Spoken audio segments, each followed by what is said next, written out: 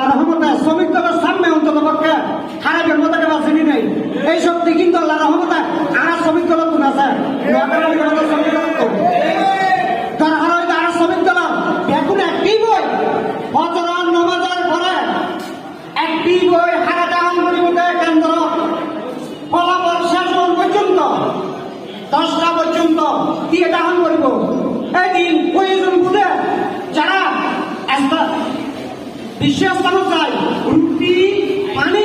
log লইয়ে বাচ্চাকে চিন্তা করছো সারা জীবন সারা বছর তো ভাত খাই হয়ে গে শুধু বাড়াবাড়ি কাজ দিল নাই রুটি পানির মতো লইয়ে